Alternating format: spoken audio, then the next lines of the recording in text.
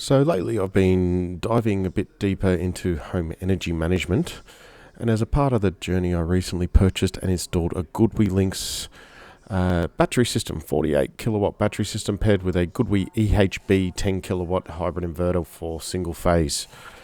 Now, while the hardware itself is fantastic, I have to be honest, the native apps from Goodwe, including SolarGo and Sems portal, they leave a little bit to be desired. So its functionality is there, but it doesn't quite give you the control and automation that we really want in modern times. So until something better comes along, I feel that Home Assistant is probably the best setup for me and for what I want to do.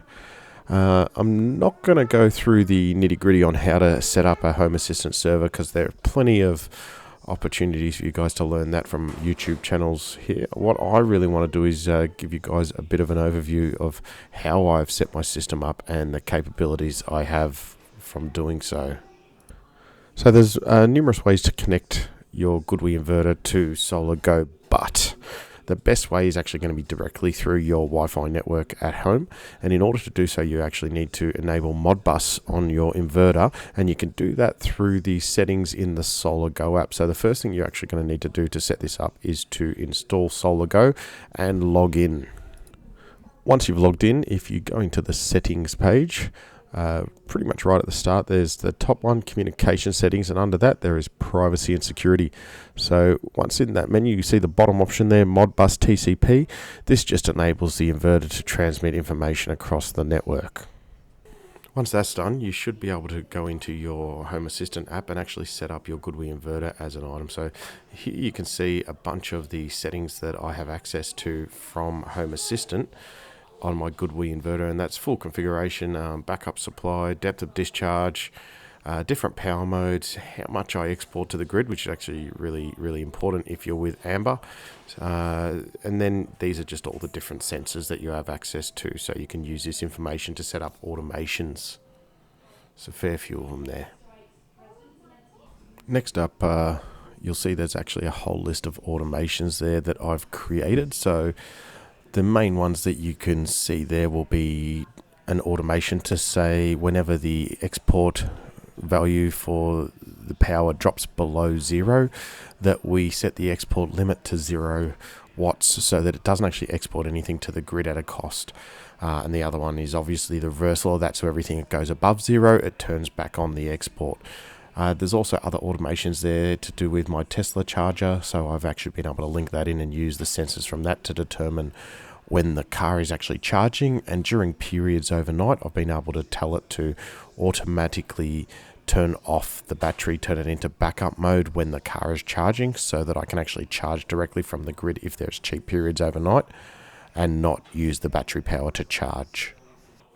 Next up, my favorite part of the Home Assistant app is the ability to create and modify dashboards to suit your needs. So as you can see here, this is my personal dashboard, which I have actually displayed on tablets around the house. So what we're looking at here is my dashboard with the house consumption. So that's currently the power that the house is consuming. The battery power shows whether it's charging or using power from the battery. Currently negative means that we're currently charging the battery. PV power, that's the power that my solar is generating. I have a 13.2 kilowatt solar system. It's currently winter, so that's not too bad numbers. The active power we're drawing from the grid, so currently being a Sunday and that we have low grid prices to purchase the electricity, we're actually buying in electricity to completely charge the battery before tonight, where we should be able to sell the power back for around 22-23 cents a kilowatt, so offset some of the cost there. Finally, at the bottom you can see the Amber prices for my area. Currently the feed-in price is negative 0.1 cents, so if we were to feed in power right now, we'd actually be charged. The buy-in price from Amber at the moment is 9 cents a kilowatt. So the other things you can do with this dashboard is you can pretty much click on any of the icons and it'll actually show you the history from the last 24 hours, so you can get an understanding of what's actually happening with that price or with the power usage, consumption of the house, or even the solar generation. The other little bit that is probably worth mentioning as well is where it says current battery stored power. That's actually a generated field that I've created based on knowing the capacity of my battery and the percentage that the battery is currently sitting at. So this is a different dashboard. This is my current power dashboard. It's just more an advanced version, and it gives me a lot more control over the battery. For instance, the export limit there, the power mode, so you can actually turn it onto eco or normal mode from a push of a button here. Which is very cumbersome to do on the app, so having the ability to do that here is really good. It will also have all the sensors and all the information there, but right at the bottom, that flick switch there is the fast charge switch, so one push on that and it'll be instantly drawing full power. In mine's 10 kilowatts from the grid. You can also adjust the power level that you want to draw by using the slider. Finally, I just wanted to touch on the automation side of Home Assistance a bit more. So going into the automations, I'll show you some of the ones that I've created just to give you an idea of how powerful it actually is. So looking at one of the automations here, we'll go into the don't export on negative automation. So as you can see here, the trigger is the feed-in price. So you select that as the entity. There's a bunch of sensors in there that you can pick. So you just go in and pick whatever suits for your needs. And then I set the fixed number to a minimum of 0. Once that's done, you can go down to the bottom and tell it what to do then. So once it's below 0, we set the export limit. So it's actually telling the machine, the inverter, it can only export a maximum of 0 watts to the grid. So that will stop us getting charged. Here's another example. This is just a Tesla wall connector contact close. So pretty much when the car is no longer charging between those times that's specified, it's going to tell the Goodwe to go back into standard operation mode.